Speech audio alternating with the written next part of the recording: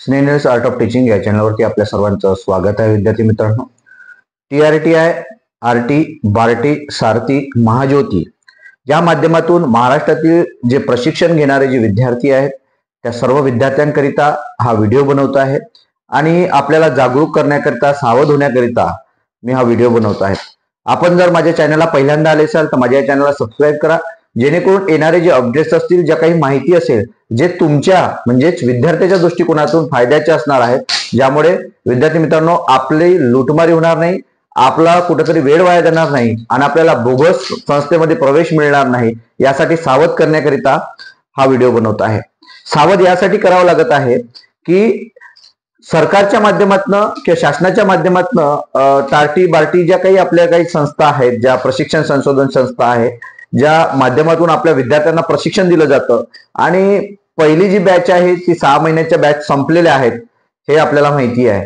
आणि नवीन सीईटीच्या संदर्भात विद्यार्थ्यांचे काय झालं, एक्झाम सुद्धा झालेले आहेत आणि आता रिझल्ट पेंडिंग आहे. फक्त TRTI पोलीस भरतीचं जी प्रशिक्षण आहे ते प्रशिक्षणाचं जे सीईटीचं फॉर्म भरणं आहे ते फॉर्म भरणे सुरू आहेत आणि कालचीच मला वाटतं लास्ट डेट होती.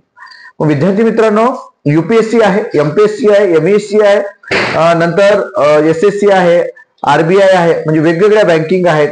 अशा विविध स्पर्धा परीक्षांकरिता जे विद्यार्थी अभ्यास करतात त्यांच्यासाठी हे प्रशिक्षण देण्याचं काम हे कोण करत असतं? हे सरकारच्या माध्यमातून या संस्था करत असतात. मग या संस्था प्रायव्हेट संस्था आहेत, या प्रायव्हेट संस्थांना टेंडर दिलं जातं. मग यांना विद्यार्थी भेटावा म्हणून संस्था तुम्हाला काय करतात? आमिष देत असतात. मग आमिष देऊन काय करतात? नुकसान कोणाचं होतं हे सुद्धा लक्षात घ्यायचं आहे. नुकसान कोणाचं होतं? स्वतःच तुमचं नुकसान होत आहे.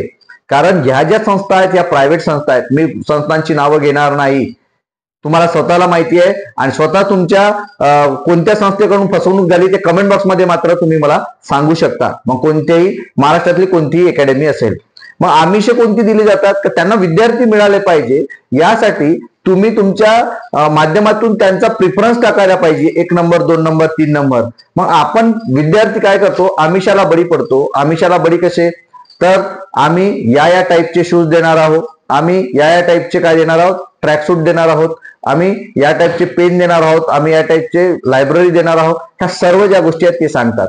नंतर आम्ही या टाईपचे तुम्हाला काय देणार आहोत? टॅब सुद्धा देणार आहोत, हे सुद्धा सांगितलं जातं आणि टॅब सुद्धा दिलेले आहेत. पण विद्यार्थी मित्रांनो, ते टॅब कोणत्या क्वालिटीचे आहे, ते टॅब कोणत्या कंपनीचे आहे, तुम्ही स्वतः बघा. स्वतः चेक करा. काही अकॅडमीने जे टॅब दिलेले आहे ते टॅब तुम्हाला त्या गुगलवरती सर्च जर केले तर कंपनीचं नाव सुद्धा नाहीये टॅब वरती. म्हणजे 700, 800, 1000 रुपयाला ते टॅब मिळत आहे. तुम्ही आमिषाला बळी पडून आपण त्या संस्थेचं नाव टाकलेलं आहे. तुम्हाला तो टॅबही 6 महिने चालला असेल, 5 महिन्यात चाललेला असेल, तो बंद. त्याचं ना कुठे स्टोअर आहे ना तुम्ही त्याला सर्व्हिस सेंटरमध्ये तुम्ही घेऊन जाऊ शकता. अशा पद्धतीची फसवणूक तुमची झालेली आहे. काही जे संस्था आहेत त्यांनी ट्रॅकसूट या सर्व गोष्टी देतो म्हटलं, तुम्हाला दिल्यात, पण कोणत्या क्वालिटीचे आहेत ते सुद्धा लक्षात घ्यायचं आहे. म्हणजे अशी फसवणूक तुमच्याकडनं होत आहे. म्हणजे कॉलेज कोणाकडनं? संस्थेकडनं तुमची फसवणूक होत आहे. पण शासन आपल्यावरती जेवढा खर्च करत आहे त्या खर्चाच्या माध्यमातून तुम्हाला त्या क्वालिटीचे त्या ठिकाणी फॅकल्टीज नसतात, शिकवणारे जे टीचर्स असतात ते नसतात. काही विद्यार्थ्यांना असं बोललं जातं की तुम्ही नाही आले तरी चालेल, पण तुम्हाला काय मिळेल? विद्यावेतन मिळेल.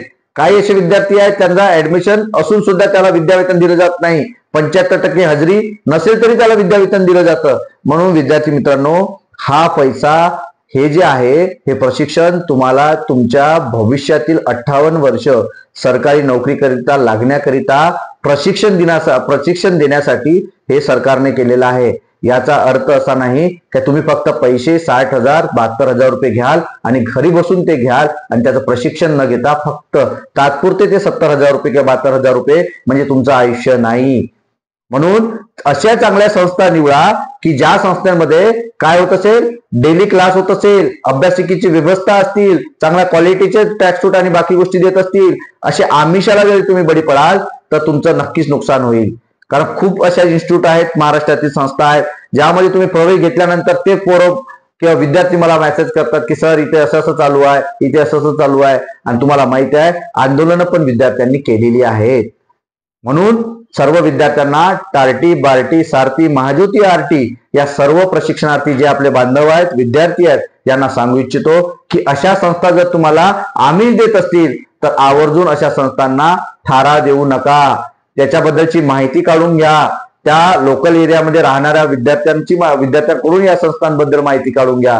कारण एका प्रत्येक विद्यार्थी मागे संस्थेला 50,000 रुपये मिळत आहे आणि तुम्हाला ते 10,000 रुपये देत आहेत, बरोबर आहे.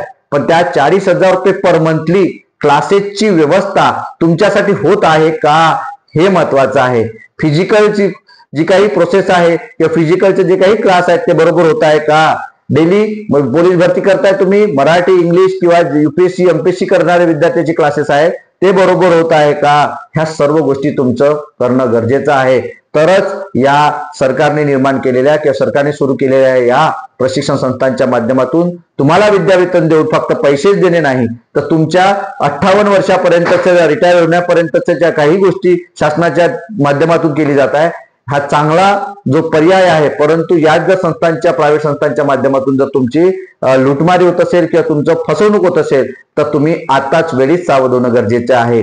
म्हणून रिझल्ट अजून पेंडिंग आहे, रिझल्ट अजून यायचा आहे. कारण TRTI ची परीक्षा आणि आताच UPSC आन्सर की यायची आहे. त्यामुळे होऊ शकते की डिले झाला असेल, पण येत्या 4-5 दिवसात किंवा 10 दिवसात तर रिझल्ट लागेल. त्यानंतर तुम्हाला जी प्रोसेस असणार आहे ते संस्था निवडीची प्रोसेस आहे. संस्था निवडीनंतर तुम्हाला संस्था अलॉट होतील आणि त्यानंतर तुम्हाला DV होईल, तुमचा डॉक्युमेंट व्हेरिफिकेशन होईल आणि त्यानंतर तुमचं प्रशिक्षणासाठी तुमचे त्या ठिकाणी सिलेक्शन होणार आहे. या पद्धतीने ही पुढची प्रोसिजर होणार आहे. त्यामुळे आपले जे काही सर्व बांधव आहे, टार्टी, बार्टी, नंतर सारथी आणि महाज्योतीचे जेवढे काही महाराष्ट्रातील या वेगवेगळ्या प्रवर्गातील विद्यार्थी या ठिकाणी शिक्षण प्रशिक्षण घेण्यासाठी CET दिलेले आहेत. वेगवेगळ्या विद्यार्थ्यांचा स्कोर असेल. आपण वेगवेगळे व्हिडिओ सुद्धा बनवलेले आहेत नॉर्मलायझेशन संदर्भात, आपल्या कट ऑफच्या संदर्भात, नंतर वेगवेगळे व्हिडिओ बनवलेले आहेत आपण. आणि हा तर सावध होण्यासाठी तुम्हाला हा व्हिडिओ बनवलेला आहे. परंतु यात तुम्हाला नेमकं काय वाटते, तुमच्याकडे तुमची फसवणूक झाली आहे का, अशा क्वालिटीच्या बाबतीत आमिषाला तुम्ही बळी पडले आहेत का, याबद्दलची माहिती कमेंट बॉक्समध्ये द्या. अकॅडमीचं सुद्धा नाव लिहा. कारण जे प्रामाणिक आहे, जे खरंच या सर्व गोष्टी झाल्या असतील तर त्यात त्यांना सुद्धा त्या ठिकाणी दिसणार आहे. म्हणून हा व्हिडिओ तुमच्या सावधगिरीसाठी, आपल्या विद्यार्थ्यांना जागरूक करण्यासाठी, या पैशाचा चांगल्यात चांगल्या पद्धतीने वापर, चांगल्या प्रशिक्षण संस्थेमध्ये प्रशिक्षण घेण्यासाठी, नंबर टाकण्याकरता हा तुमच्यासाठी व्हिडिओ बनवलेला होता, जागरूक करण्यासाठी व्हिडिओ बनवला होता. त्यामुळे व्हिडिओ कसा वाटला ते सुद्धा कमेंट बॉक्समध्ये कळवायचं आहे. आणि अशाच अपडेट करता स्नेनियर्स आर्ट ऑफ टीचिंगचा डिस्क्रिप्शन बॉक्स आहे आणि त्यात टेलिग्रामची लिंक आहे आणि व्हॉट्सअपची सुद्धा लिंक आहे. त्यावरती मात्र जॉईन व्हा. धन्यवाद.